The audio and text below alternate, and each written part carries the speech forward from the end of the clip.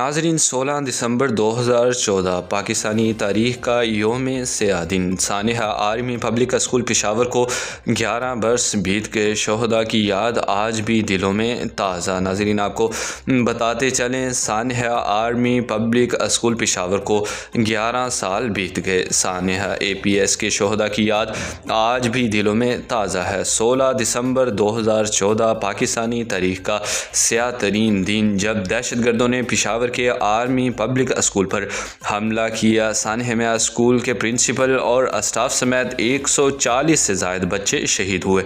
پشاور میں 16 دسمبر 2014 کے دن کا آغاز بھی معمول کے مطابق ہی ہوا تھا۔ والدین نے اپنے بچوں کو ہنستے مسکراتے اسکول پہنچایا۔ صبح کے 10 بجے جب بچے کھیل کود اور پڑھائی میں مگن تھے کہ اچانک ورسک روڈ فائرنگ اور دھماکے کی آوازوں سے گونج اٹھا۔ دہشت گردوں کے آرمی پبلک اسکول پر حملے سے جوں پل بھر میں افراتفری پھیل گئی اور ماحول ہوا خوف میں تبدیل ہو گیا۔ ورسک روڈ پر تھی والدین کی چیخو پکار۔ پولیس اور سیکیورٹی فورسز نے کیا علاقے کو کورڈن آف کیا، آپریشن کا آغاز کیا۔ ایسے میں پشاور کے تمام ہسپتالوں میں ہوئی ایمرجنسی نافذ کر دی گئی۔ والدین اور عزیزوں نے بچوں کی تلاش میں ہسپتالوں کا رخ کیا، جہاں پر بھی دلخراش مناظر دیکھنے کو ملے۔ ناظرین، 16 دسمبر کا دن آتے ہی پشاور کی فضا سوگوار ہو جاتی ہے۔